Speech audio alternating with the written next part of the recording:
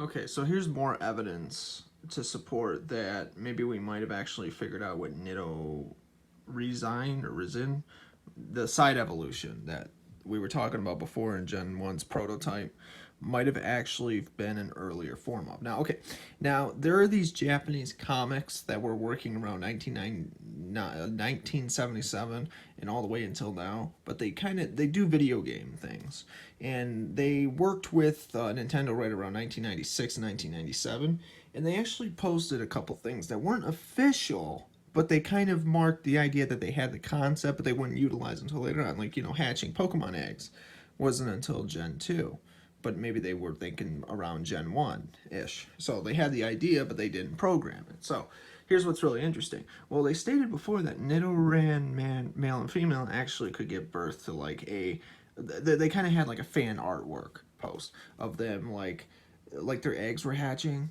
and they were being able to give birth to like a baby form. So is it possible that the Nidoran family could have been much different compared to the later on? You'd have the baby form, that would be the split evolution, and then if you use a moonstone on them, they would evolve into that. Because what's really interesting is, it's interesting because like at the time, you had Nidoking, Nidoqueen, then they eventually came out with Nidoreign or Nidorino, Nidorina, and then Nidoqueen and Nidoking. But it's really interesting though because, the more I've learned with all these prototype data, like all these Pokemon were supposed to be in the final versions. But if it wasn't for cartridge limitations, they voted on the ones they wanted to keep, and then they changed it to make it make more sense. So the Pokemon, so they ended up scrapping the Nidoreign design, and they decided to keep it as something else. So what we ended up getting was you had Nidoran, male and female would be the baby Pokemon, and then they would evolve into their separate evolutionary lines, but they would be like very close to each other. Like Nidoking and Nidoqueen were actually supposed to be like god and goddess to each other, because they loved each other always, eternally. That was always the story about it. So that would also explain why, in Gen 1 there was 5 moonstones you would get, but you only used 4 of them because one of the evolutionary lines that you would actually need to use to keep, for 5 evolutionary stones was scrapped. 4, so we only needed 4 instead of 5. But right now I'm thinking that most of the Pokemon that they ended up scrapping were actually because they just didn't know what to do with some of them. Because they probably decided, due to cartridge limitations, of course, and you can't just go back and rewrite this, they probably thought they liked the ideas they probably had at the time. I mean, the more I go on about it, the more I think that the Pokemon designs were actually initially designed, they just wanted to come out with as many designs as they could, and they were going to program them into the game somehow. We just don't know, like, 100%, like, all the designs they had, and compared to the other ones that we might have gotten, which ones they could have been related to. I mean, I still do think, like, in a way that they all would have made it work somehow.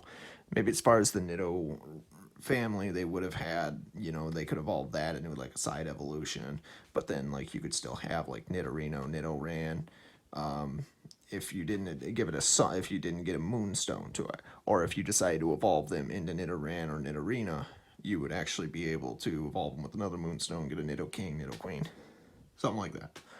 It's possible. Who knows? Or maybe at one point, maybe the moonstones were actually supposed to be unlimited. Who knows? Because some Pokemon ideas you can't. There's some things that they probably didn't design right away. But at the same time, though, it's just speculation still, You probably would have to, like, really think what Pokemon did they have, which ones didn't they have, and where could it eventually have led to? Because, again, it would have been, like, kind of like going back to, like, the Marowak and Kangaskhan thing, You had Marowak would have all been a Guardia, and so if Guardia was actually scrapped for Kangaskhan, then it's like, well, how would have Guardia in a Orphan, if Orphan was a Pokemon, that it would have all been a Cubone or something like that. So basically, it'd be like confirming, yeah, Kangaskhan and Cubone were still connected somehow, but at the same time, it was like saying, well, we remove certain details, but how does that still make sense, though? And now you see why that threw a lot of people off over the years. It made sense still somehow, but a lot of people just didn't see it yet. So it's kind of like the same thing with the Nido family, but in their own way. How is it that we had this design that was scrapped, and then we got the ones that we did? And that's probably why. They probably figured, well, we got to cut costs, and then we got to have this. So a lot of ideas changed, but they like the concept that Pokemon breed eggs, so therefore we got that in Gen 2. So that made a lot more sense.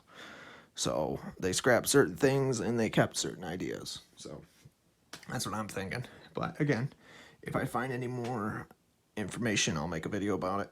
So again, subscribe if you're not already, and if you have any ideas for me, I will gladly take a look at it.